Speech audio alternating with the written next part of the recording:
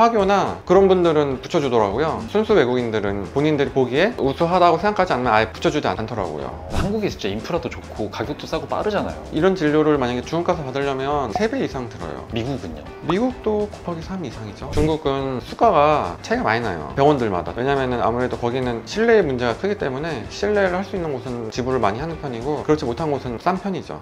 원장님, 제가 원장님 이력 보니까 3개국 의사 자격증이 있더라고요. 맞아요. 원장님이 3개국에서 다 치과 의사를 할 수 있는 거죠, 그러면? 그렇죠. 근데 이제 미국 같은 경우는 학교를 2년 더 다니긴 해야 돼요. 거기는 이제 편입을 해서 미국 대학을 나오긴 해야 돼서 어쨌든 국가고시는 다 통과는 했습니다. 그럼 국가고시 준비를 할 때 미국에서 다 영어로 돼 있잖아요. 아, 그렇죠. 원장님 뭐 옛날부터 영어를 좀 잘하셨던 거예요? 영어는 어릴 때부터 관심이 많았어가지고 대학교 때 많이 썼던 것 같아요. 대학교 때 쓸 일이 많나요, 영어를? 치과대학 다니면서 쓸 일은 별로 없고 영어로 토론하는 동아리를 한 적이 있거든요. 거기서 이제 많이 영어 실력이 늘었던 것 같습니다. 미국에서도 치과 자격증을 따야겠다는 생각을 하신 거예요? 옵션이 좀 많으면 좋다고 생각해서 언제 또 미국에 갈 수도 모르는 일이니까 그래서 이제 준비를 많이 해놓은 편이죠. 원장님, 그리고 중국에서도 면허증이 있잖아요. 네, 맞아요. 그 면허증은 또 어떻게 따게 되신 거예요? 중국은 제가 이제 12년 전에 상해랑 북경에서 일을 한 적이 있거든요. 이제 거기는 북경을 제외한 도시에서는 웬만한 시험 없이 등록만 하면 진료가 가능하고, 한국 의사 자격증이 있으면? 네, 한국 의사뿐이 아니라 모든 외국 의사가. 아, 그래요? 12년 전엔 그랬어요. 이제 북경은 아무래도 수도니까 좀 엄격하게 제한을 둬서 시험이 있었고요. 중국어 또는 영어로 보는 시험이거든요. 그거를 통과해야만 북경에서는 진료가 가능하죠. 아무래도 중국이 서울이기 때문에 그런 제한을 뒀던 것 같아요. 그때 당시에 중국 시장이 좋았기 때문에 성형외과 원장님들, 피부과 원장님들이 엄청 많이 와가지고 시험 보고 그랬던 기억이 있습니다. 그 중국 진출의 꿈을 품고 가신 거예요? 그렇죠. 네네. 저도 한 번에 붙은 건 아니고 두세 번 정도 시험 보고 붙었어요. 아, 쉽진 않았나 보네요. 이거 붙은 사람이 많지는 않아요. 화교나 그런 분들은 붙여주더라고요. 순수 외국인들은 본인들이 보기에 우수하다고 생각하지 않으면 아예 붙여주지 않더라고요. 근데 그러면 의사 선생님들이 시험을 한 번 또 보는 거잖아요. 그렇죠. 그 시험을 볼 때 필기 시험을 보는 거예요? 아니면 실기 시험을 보는 거예요? 실기 시험은 보거든요. 필기도 봤는지 기억이 정확히 안 나네.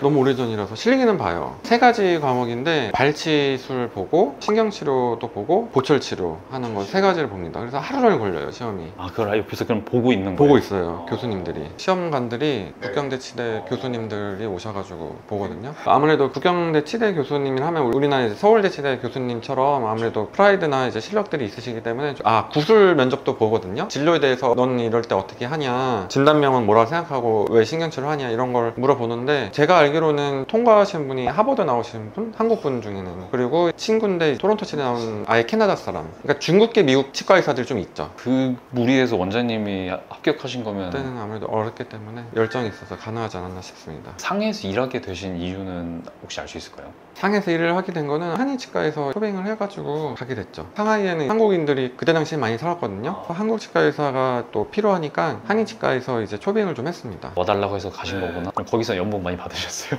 많이 준다 해서 갔었는데 뭐 그렇게 많이는 못 받았습니다. 그러면 원장님 만약에 기회 되면 또 가실 거예요? 중국은 가지 않을 것 같아요. 중국은 안 가실 것 같아요. 한국 환자분들과 중국 환자분들 뭐 차이라던가 이런 건 있었나요? 제 경험이 2013년도부터 15년도 사이라 지금이랑 10년 차이가 있는 경험인데, 그때 당시에는 중국은 수가가 차이가 많이 나요, 병원들마다. 한국 치과들은 대부분 가격이 하향 평준화가 돼 있거든요. 거기는 아주 싼 치과부터 아주 비싼 치과까지 좀 다양합니다. 왜냐면은 아무래도 거기는 실내의 문제가 크기 때문에 실내를 할 수 있는 곳은 지불을 많이 하는 편이고, 그렇지 못한 곳은 싼 편이죠. 우리나라에서는 보기 솔직히 좀 힘든. 네네. 그리고 치과 진료에 대해서 그때 당시에는 정보가 접하지 못한 분들이 많아서 그런 걸 좀 설명 많이 해야 되는 상황이 있죠. 그럼 그것도 어쨌든 영어로 다 설명하셨던 거잖아요. 그때 저는 영어만 쓰는 병원에도 있었고 중국어만 쓰는 병원에도 있었어서 둘 다 병행을 했습니다. 중국어도 잘해요. 아, 중국어도 잘하세요? 그렇죠. 2년 정도 살았으니까 중국 공부는 어느 정도 해서. 원장님이 언어 쪽에 좀 되게... 아니 그건 전혀 아니고, 그 나라 가서 살면 자동으로 느는 것 같아요. 언어는 노력을 좀 하긴 했습니다.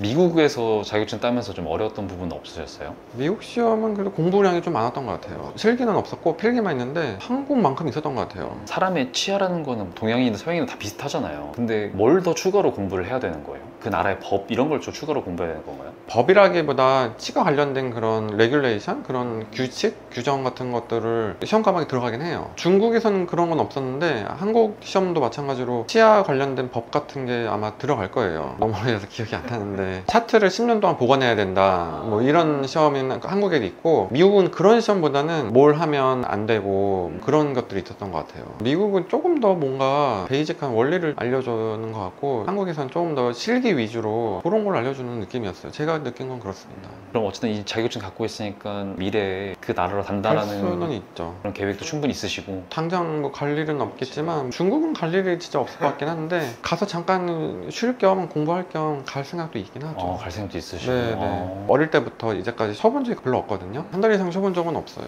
보통 의사분들도 이렇게 약간 중간중간 쉬는 텀이 있던데. 그렇긴 한데 저는 사정상 졸업하고 한 번도 쉬어본 적은 없어요. 나중에 나이 들면 한 좀 2년 정도 공부할 겸 쉴 수도 있지 않을까 생각하고 있습니다. 옵션은 많을수록 좋은 거니까.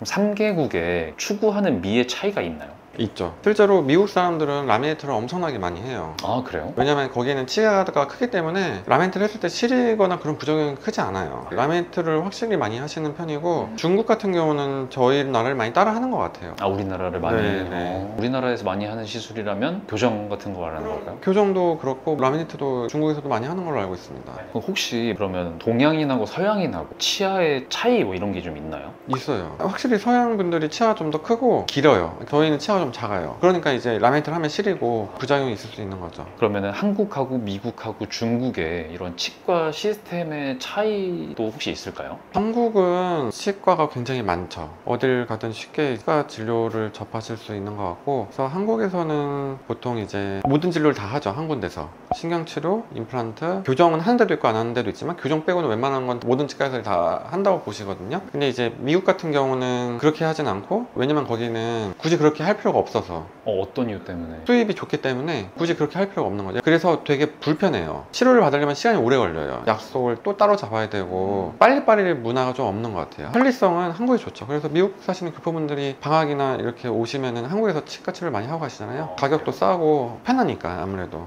한국이 진짜 인프라도 좋고 가격도 싸고 빠르잖아요. 그런 편이죠. 이런 진료를 만약에 중국 가서 받으려면 제 생각에는 3배 이상 들어요. 미국은요? 미국도 곱하기 3 이상이죠. 미국은 대신 사보험이 좀 잘 돼 있어서 직장이 없거나 그러면은 병원 가기 힘들죠. 한국은 그래도 신경치료도 보험이 돼 있고, 그렇죠. 사실 신경치료 보험 돼 있는 거는 말도 안 될 정도로 싸게 돼 있거든요. 원가에 아예 반도 안 돼요, 제가 할 때는. 왜냐면 신경치료할 때 들어가는 기구들이 있는데 이게 파절되면 안 되거든요. 그래서 한두 번 쓰고 버려야 되는데, 그런 거 계산하면 굉장히 싼 편이죠. 스케일링이나 잇몸치료 이런 것도 굉장히 싸죠. 오늘 이제 그래서 한국, 미국, 중국 세 가지 국가 관련해서 이렇게 얘기를 좀 드렸고요. 웬만한 이제 한국에 있는 치과들은 성심성의과 진료를 잘 하기 때문에 믿어주시고 따라와 주시면 좋을 것 같습니다. 이상으로 아프면 손 드세요. 최영준 원장이었습니다. 감사합니다.